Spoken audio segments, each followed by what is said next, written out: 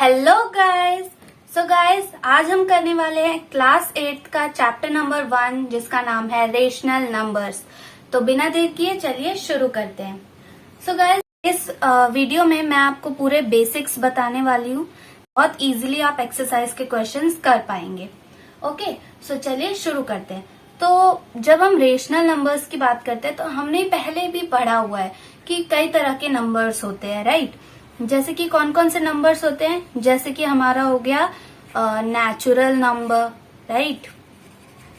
Natural numbers कौन से होते हैं, जो कि 1 से स्टार्ट होते हैं, जैसे 1 2 3 4 डॉट डॉट डॉट, मतलब वो आगे इन्फिनिटी तक जाएंगे, ठीक है। नेचुरल नंबर्स के बाद हमारे आ जाते हैं होल नंबर्स, ठीक है। तो होल नंबर्स कौन से होते हैं, जो कि 0 से स्टार्ट होते हैं, राइट। जैसे 0 1 2 3 4 डॉट डॉट डॉट, ठीक है। उसके बाद होल नंबर्स के बाद हमारे आ जाते हैं इंटीजर्स, ठीक है। इंटीजर्स क्या होते हैं, इंटीजर्स हो गए जैसे कि -4 हो गया, -3 हो गया, -2 -1 0। देन हमारा आ जाता है 1 2 3 डॉट डॉट डॉट, ठीक है। इधर भी इन्फिनिटी तक, इधर -इन्फिनिटी, इधर इन्फिनिटी तक जाएंगे, ठीक है। इंटीजर्स के बाद हमारे आ जाते हैं रेशनल नंबर्स, राइट, जिसके बारे में हम इस चैप्टर में चर्चा करेंगे, ठीक है। सो रेशनल नंबर्स कौन से होते हैं, any number that can be written in the form of p/q, right. जो कोई भी नंबर जिसको हम p/q के फॉर्म में लिख सकते हैं वो हमारा रेशनल नंबर होता है, राइट। फॉर एग्जाम्पल मैंने लिखा 1/2, ठीक है। तो ये p हो गया, ये q हो गया, तो इसको मैं p/q के फॉर्म में लिख सकती हूँ। इसका मतलब हमारा जो 1/2 है वो एक रेशनल नंबर है। क्यों है, क्योंकि हम इसे p/q के फॉर्म में लिख सकते हैं, ठीक है। अब आपके मन में क्वेश्चन आएगा कि क्या 2 या 3 या 5 या 9 या फिर 11, क्या ये सब रेशनल नंबर्स होते हैं? तो चलिए देखते हैं। अब देखो, जब हमने इन्हें सोलो लिखा है तो हमें क्या लगता है कि ये रेशनल नंबर नहीं है, राइट। लेकिन 2 के नीचे अगर मैं कुछ 1 लगा दूं, ठीक है, तो इससे कुछ फर्क पड़ेगा नहीं, और ये p/q के फॉर्म में भी आ गया। तो इसका मतलब कि जो ऐसे नंबर्स होते हैं वो भी रेशनल नंबर्स होते हैं, ठीक है, क्योंकि हम इन्हें p/q के फॉर्म में लिख सकते हैं। So they are also rational numbers, okay. So आगे इस चैप्टर में हमारे पास है कुछ प्रॉपर्टीज, ठीक है। प्रॉपर्टीज हम जानेंगे रेशनल नंबर्स की, ठीक है। तो प्रॉपर्टीज ऑफ रेशनल नंबर्स, ठीक है। तो सबसे फर्स्ट हमारी जो पहली प्रॉपर्टी है वो है क्लोजर प्रॉपर्टी, ठीक है। क्लोजर प्रॉपर्टी, तो अब क्या होती है क्लोजर प्रॉपर्टी? क्लोजर प्रॉपर्टी ये कहती है कि जब हम दो नंबर्स को, या हम ये कहें कि जब हम दो नेचुरल नंबर्स को ऐड करते हैं तो हमें एक नेचुरल नंबर ही मिलता है, ठीक है। फॉर एग्जाम्पल मैंने 1 को 1 + 2 किया, ठीक है। तो 1 भी एक नेचुरल नंबर है और 2 भी एक नेचुरल नंबर है। तो जब हम इन दोनों को ऐड करेंगे तो हमें क्या मिलेगा, 3 भी अगेन एक नेचुरल। सो यही होती है हमारी क्लोजर प्रॉपर्टी। सो अब हम देखेंगे हम ये तो हमने चलो बात नेचुरल नंबर्स के बारे में, ठीक है। लेकिन हमें इस चैप्टर में सिर्फ और सिर्फ रेशनल नंबर्स के बारे में बात करनी है, ठीक है। तो रेशनल नंबर्स के लिए क्लोजर प्रॉपर्टी क्या होगी, जब मैं दो रेशनल नंबर्स को ऐड करूंगी, फॉर एग्जाम्पल a/b + b/c, तो मुझे एक रेशनल नंबर ही मिलना चाहिए, ठीक है। ये कहती है हमारी क्लोजर प्रॉपर्टी, ठीक है। सो अब देखो एग्जाम्पल ले लेते हैं। जैसे कि मैंने दो नंबर्स ले लिए, ठीक है। जैसे यहाँ पे ही हमने लिए थे 1 + 2, तो ये दोनों रेशनल नंबर्स है क्योंकि इन दोनों को हम p/q के फॉर्म में लिख सकते हैं, और 3 भी एक रेशनल नंबर है, राइट। सो यहाँ पे क्लोजर प्रॉपर्टी काम करती है, ठीक है। अब हम देखेंगे कि क्लोजर प्रॉपर्टी किस तरीके, addition of rational number, subtraction, multiplication और डिविजन पे काम करती है, ठीक है, जब हम रेशनल नंबर्स का करते हैं। तो देखो रेशनल नंबर्स के एडिशन का तो हमने देख लिया, एडिशन पे तो ये काम करती है। जैसे कि मैंने दूसरा एग्जांपल लेते हैं, जैसे कि मैंने लिखा 1/2 + 2/3, ठीक है। तो हमें क्या मिलेगा, यहाँ पे आ जाएगा 3 × 3, सो 3 प्लस 2 इंटू 2, ठीक है। तो यहाँ पे आ गया हमारा 7/6। तो अगेन 1/2 भी एक रेशनल नंबर है, 2/3 भी एक रेशनल नंबर है और 7/6 भी एक रेशनल नंबर है, ठीक है। तो हमें यहाँ से क्या पता चला कि जो क्लोजर प्रॉपर्टी है वो एडिशन पर वर्क करती है, ठीक है, एडिशन पर वर्क करती है, राइट। ओके, सो अब हम क्लोजर प्रॉपर्टी सब्ट्रैक्शन पे चेक कर लेते हैं, ठीक है। क्या सब्ट्रैक्शन पर भी काम करती है हमारी क्लोजर प्रॉपर्टी? तो चलो देखते हैं। अगेन हम कोई भी दो रेशनल नंबर्स ले लेते हैं, ठीक है। फॉर एग्जाम्पल मैंने ले लिया 1/2 माइनस 2/5, ठीक है। तो इन दोनों को जब सब्ट्रैक्ट करेंगे तब भी हमें क्या मिलना चाहिए? एक रेशनल नंबर ही मिलना चाहिए, ठीक है। तो इन दोनों का एलसीएम आएगा 10, यहाँ पे आ जाएगा हमारा 5 माइनस 2 2 4, तो ये आ गया हमारा 1/10, ठीक है। तो इसका मतलब क्या हुआ कि जो क्लोजर प्रॉपर्टी है हमारी वो सब्ट्रैक्शन पर भी काम करती है, राइट, सब्ट्रैक्शन पर भी वर्क करती है। ओके, सो अब हम चेक कर लेते हैं इसको मल्टीप्लीकेशन पे, ठीक है। और याद रखिए ये हम सारी प्रॉपर्टीज किसकी देख रहे हैं? रेशनल नंबर्स की, ठीक है। ये सारी प्रॉपर्टीज रेशनल नंबर्स की हमारी चल रही है, ठीक है। सो अब देख लेते हैं मल्टीप्लीकेशन पे क्या हमारी क्लोजर प्रॉपर्टी है वो काम करती है। सो चलिए देखते हैं। हम कोई भी दो रेशनल नंबर्स ले लेते हैं, उनको मल्टीप्लाई करना है हमें, राइट।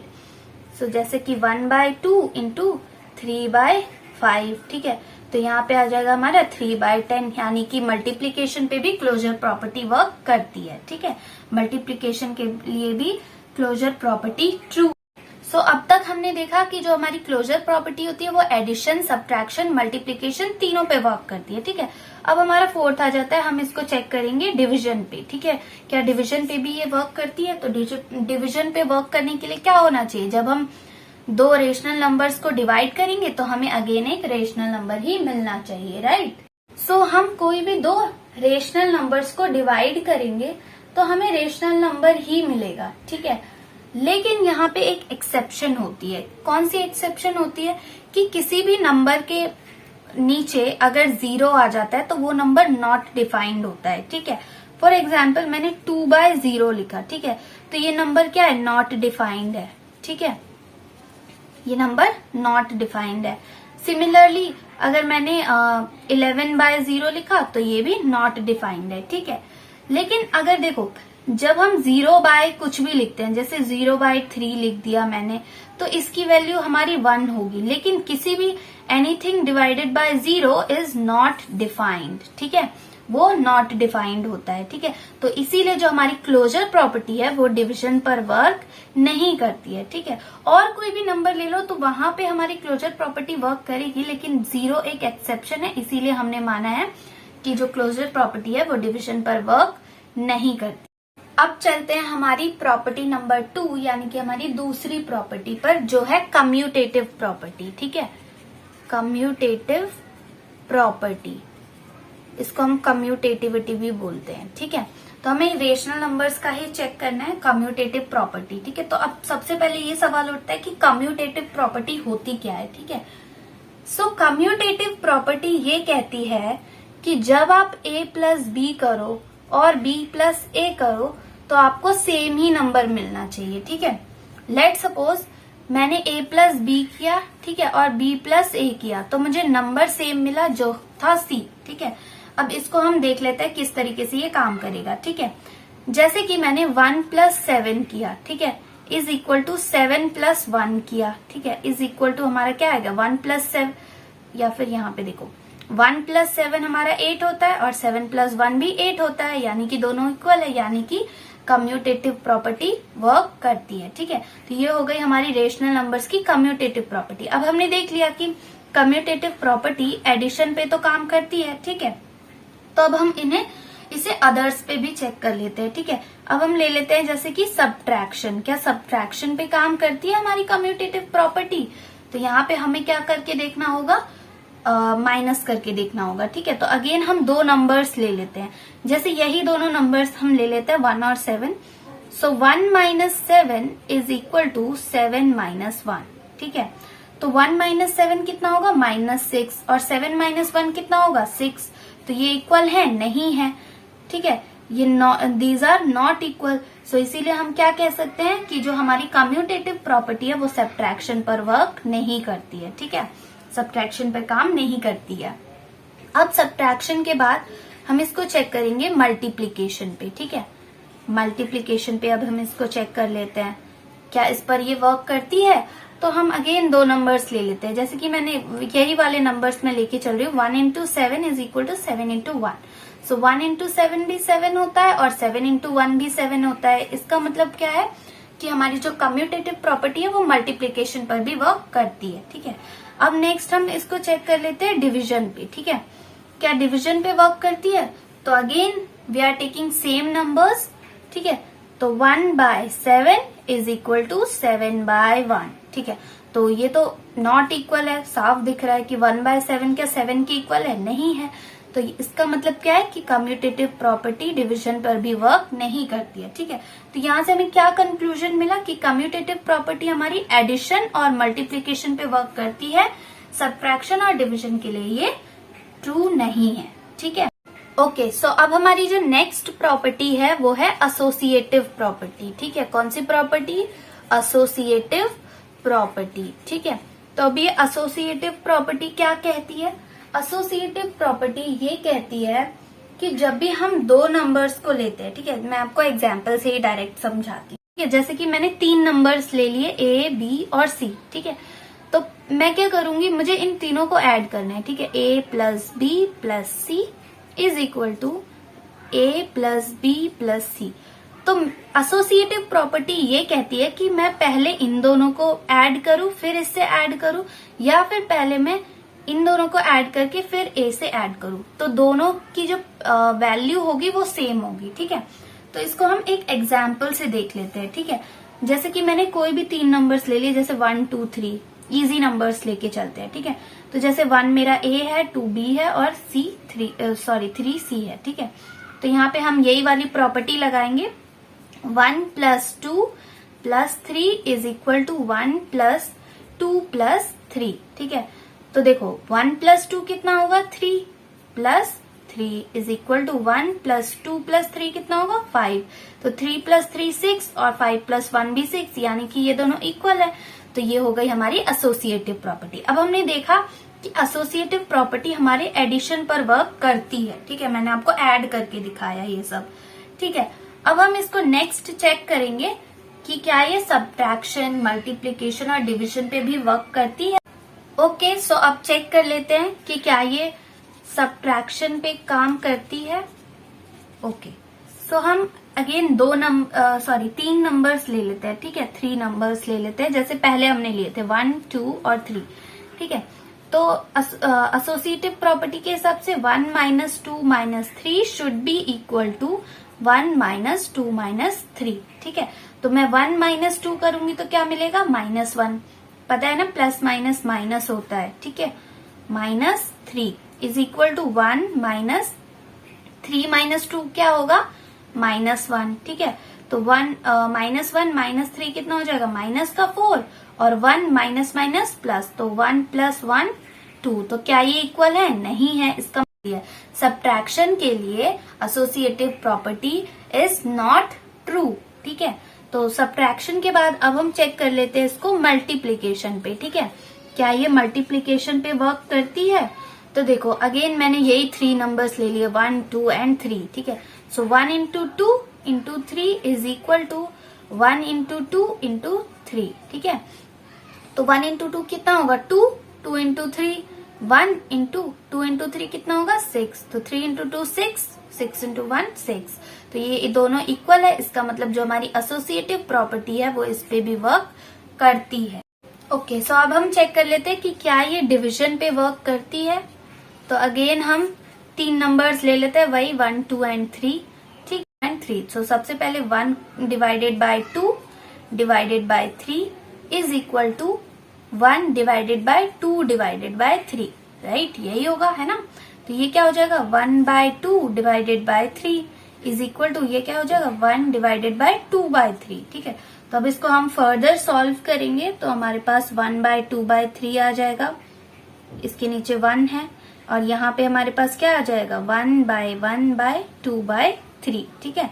तो इसको हम फर्दर फिर से सॉल्व करेंगे तो हमें क्या मिलेगा, ये इससे मल्टीप्लाई होगा और ये इससे, ठीक है। सो 1/6 इज इक्वल टू, ये इससे होगा और ये इससे, ठीक है। तो यहाँ पे हमारा आ गया 3/2। तो क्या ये दोनों इक्वल है? नहीं है। इसका मतलब डिवीजन पे भी एसोसिएटिव प्रॉपर्टी वर्क नहीं करती है, ठीक है। इसके लिए भी ये ट्रू नहीं है। ओके, सो अब हमारी जो नेक्स्ट प्रॉपर्टी है वो है डिस्ट्रीब्यूटिव प्रॉपर्टी, ठीक है। डिस्ट्रीब्यूटिव प्रॉपर्टी, तो जैसे कि नाम से ही पता चलता है कि डिस्ट्रीब्यूट करना है, ठीक है, बांटना चीजों को। तो देखते हैं कैसे वर्क करती है। जैसे कि मैं 3 नंबर्स ले लेती हूँ, A, B और C, ठीक है। तो डिस्ट्रीब्यूटिव प्रॉपर्टी क्या कहती है कि A, B प्लस C को हम किस तरीके से लिखेंगे, A, B प्लस C को हम किस तरीके से लिखते हैं, पहले हम इसको इससे मल्टीप्लाई करवाते हैं, फिर इससे मल्टीप्लाई करवाते हैं, right. So A into B क्या हो जाएगा, AB plus A into C क्या हो जाएगा, AC। तो यही होती है हमारी डिस्ट्रीब्यूटिव प्रॉपर्टी, ठीक है। अगेन सब्ट्रैक्शन के लिए A, B minus C, so A को इससे मल्टीप्लाई करेंगे तो AB माइनस, फिर A को C से करेंगे तो AC, ठीक है। तो ये होती है हमारी डिस्ट्रीब्यूटिव प्रॉपर्टी, ठीक है। तो हमने डिस्ट्रीब्यूटिव प्रॉपर्टी को भी समझ लिया है।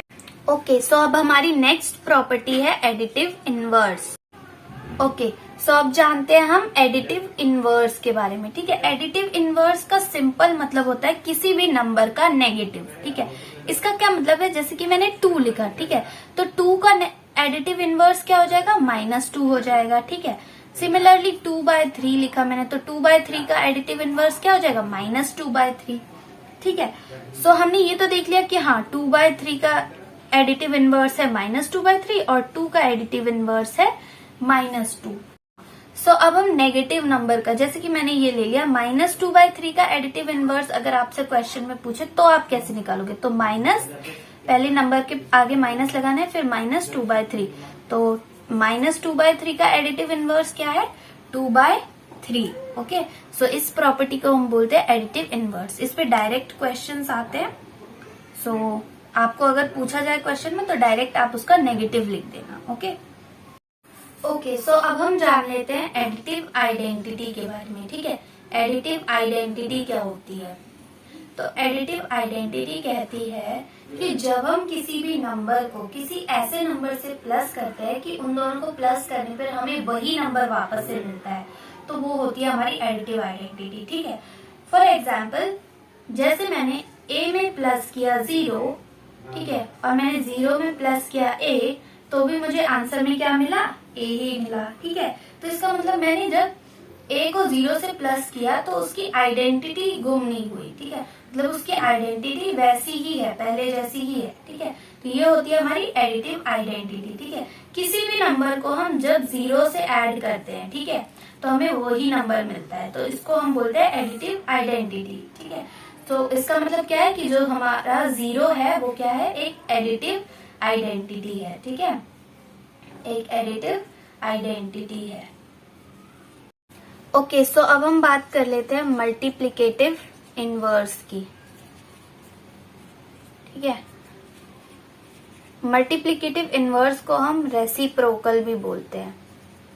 तो रेसिप्रोकल का मतलब है पहले तो किसी भी नंबर का उल्टा, ठीक है, जैसे कि 1/2 है तो इसका उल्टा क्या हो जाएगा, 2/1, ठीक है। तो ये हो गया हमारा रेसिप्रोकल, ठीक है।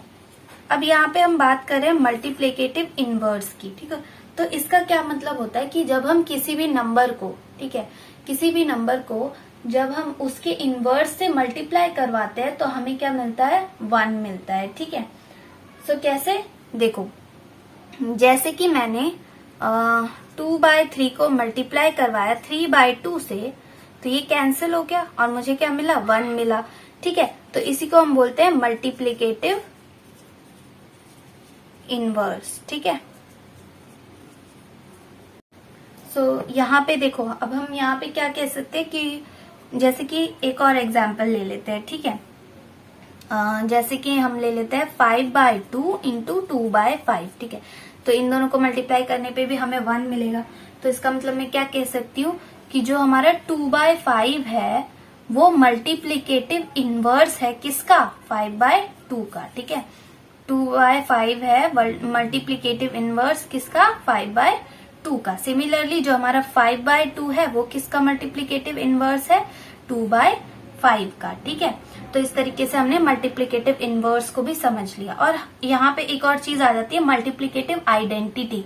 तो मल्टीप्लीकेटिव आइडेंटिटी होती है 1। ठीक है, क्योंकि किसी भी नंबर को उससे उसके इनवर्स से मल्टीप्लाई करवाने पे हमें क्या मिलता है, 1 मिलता है। ठीक है, तो यहाँ पे हमने रेशनल नंबर्स की प्रॉपर्टीज अच्छे से समझ ली है। सो अब हम देखेंगे representation of rational numbers on number line, यानी कि नंबर लाइन पे हम किस तरीके से रेशनल नंबर्स को रिप्रेजेंट करते हैं। तो सबसे पहले हम एक नंबर लाइन बना ले, या फिर पहले हम कोई भी नंबर ले लेते हैं। ठीक है, जैसे कि मैंने ले लिया 2/3, ये एक रेशनल नंबर है, राइट। नंबर लाइन पे किस तरीके से रिप्रेजेंट करना है। ठीक है, तो सबसे पहले 2 को 3 से हम पहले डिवाइड करके देख लेंगे। ठीक है, तो इससे हमें क्या पता चलेगा, इससे हमें ये पता चलेगा कि ये जो नंबर है ये कौन से दो नंबर्स के बीच में आता है। ठीक है, तो पहले इसको डिवाइड करके देख लेते हैं। 3 को 2 से डिवाइड करेंगे तो क्या आएगा, 0.66 समथिंग आएगा। ठीक है, तो हमें क्या पता चल गया कि ये इसका जो आंसर है वो 0.6 है। तो यहाँ से मुझे क्या पता चला कि ये जो 0.6 है ये कौन से दो नंबर्स के बीच में आएगा, 0 से 1 के बीच में आएगा। ठीक है, इन्हीं दोनों नंबर्स के बीच में आएगा। तो अब हमें करनी है प्लॉटिंग। ठीक है, तो सबसे पहले एक नंबर लाइन बना लेते हैं। ठीक है, ओके, सो हमें 0 से 1 के बीच में प्लॉट करना है। तो यहाँ पे जैसे मैंने ले लिया 0, यहाँ पे मैंने ले लिया 1, उसके बाद बाकी के नंबर्स थे। ठीक है, तो सबसे पहले देखो 2/3 है। ठीक है, तो ये सोचो कि मुझे 1 कैसे मिलेगा, 1 कैसे मिलेगा, 3/3 करूंगी तो 1 मिलेगा, राइट। तो ये जो हमारा 1 वाला पॉइंट है यहाँ पे क्या होगा, 3/3 होगा। ठीक है, उसके बाद हम माइनस करते हुए, माइनस मतलब नंबर्स को घटाते हुए चले जाते हैं। ठीक है, तो 3/3 है, उसके बाद यहाँ पे हमारा आएगा 2/3, फिर यहाँ पे आएगा हमारा 1/3, और हमारा जो 0 होता है वो होता है 0/3। 0/3 करेंगे तो हमें क्या मिलेगा, 0 मिलेगा, राइट।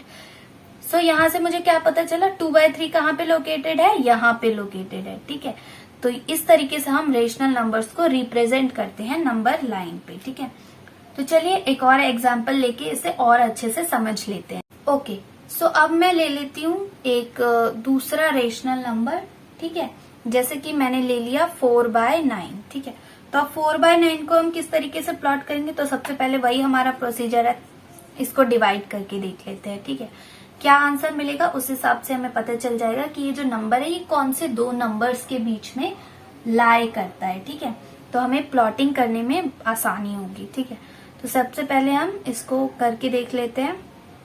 9 4 36, तो ये आ गया हमारा समथिंग 0.4। ठीक है, 0.4 समथिंग आ गया है। ठीक है, तो अब मुझे यहाँ से फिर से पता क्या चला कि 0 से 1 के बीच में ये जो नंबर है ये लाई करेगा। ठीक है, तो अब इसको प्लॉट कर लेते हैं। सिंपली नंबर लाइन बनाया। ठीक है, उसके बाद एक पॉइंट मैंने ले लिया 0, एक पॉइंट मैंने ले लिया 1। ठीक है, इसके बीच में हम सारे नंबर्स को प्लॉट करते चले जाएंगे। ठीक है, सो सबसे पहले या फिर हम थोड़ा डिस्टेंस ले लेते हैं। ठीक है, यहाँ पे मैं ले लेती हूँ 1। तो 1 पे क्या आएगा, 9/9 आएगा, क्योंकि इन दोनों को जब हम डिवाइड करेंगे तो क्या आएगा, हमारा 1 आएगा, राइट।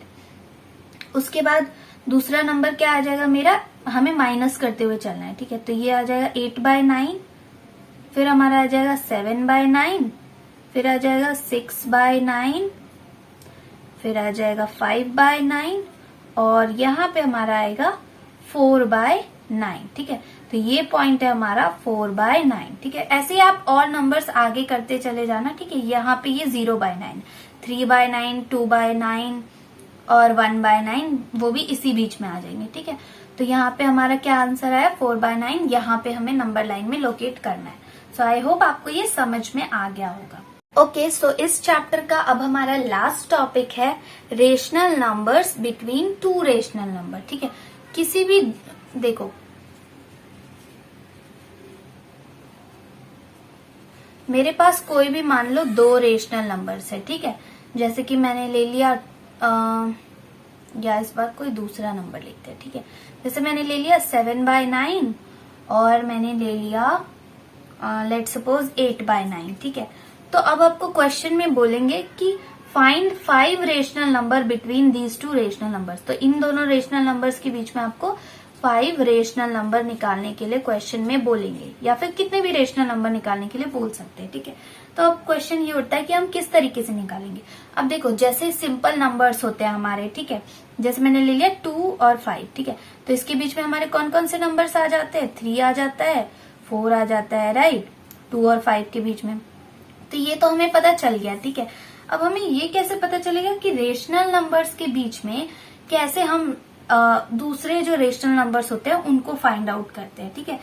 तो सिंपली जैसे कि ये है हमारे पास 7/9 और यहाँ पे मैंने लिखा 8/9। इन दोनों नंबर्स को हमें कॉमन मल्टीपल से मल्टीप्लाई कराना होता है, ठीक है। कॉमन मल्टीपल हम कोई सा भी ले लेते हैं, जैसे कि यहाँ पे मैंने ले लिया जैसे कि मैं यहाँ पे ले लेती हूँ 5, ठीक है। तो 5 से ऊपर नीचे इसको भी मल्टीप्लाई कराना है और इसको भी मल्टीप्लाई कराना है, ठीक है। सो यहाँ पे मुझे क्या मिलेगा? 7 5 35/9 5 45, और यहाँ पे भी मुझे क्या मिल जाएगा? 8 5 40/45, ठीक है। तो अब इसके बीच के जो भी नंबर्स होंगे उनको हम फाइंड आउट कर लेंगे, राइट। सो इनके बीच में अब कितने नंबर्स है देखो, 35/45 के बीच में हम पहले 36/45 लिख सकते हैं, 37/45, 38/45, 39/45, ठीक है। इन बिटवीन निकालना है, तो इसलिए हम इन दोनों को काउंट नहीं करेंगे, ठीक है। सिमिलरली अगर आपको और ज्यादा नंबर्स चाहिए, जैसे यहाँ पे तो हमें 4 ही नंबर मिले, अगर मुझे और ज्यादा नंबर चाहिए तो हम और बड़े मल्टीपल से इन्हें मल्टीप्लाई कराएंगे, ठीक है। फॉर एग्जाम्पल जैसे कि मैं इसे 8 से मल्टीप्लाई करा देती हूँ, ठीक है। तो यहाँ पे हमारा क्या आ जाएगा देखो, ठीक है। सो 8 7 हमारा होता है 56 डिवाइडेड बाय 9 8 72, और सिमिलरली यहाँ पे भी 8 8 64/9 8 72, ठीक है। तो अब इनके बीच में हम बहुत सारे नंबर्स अगेन फाइंड आउट कर सकते हैं। फॉर एग्जाम्पल 57/42, 58/42, 59/42 एंड मोर, ठीक है। तो यहाँ पे हमारे चैप्टर नंबर 1 के बेसिक्स पूरे कंप्लीट हो गए। अगर आपको वीडियो अच्छा लगे तो प्लीज इसे लाइक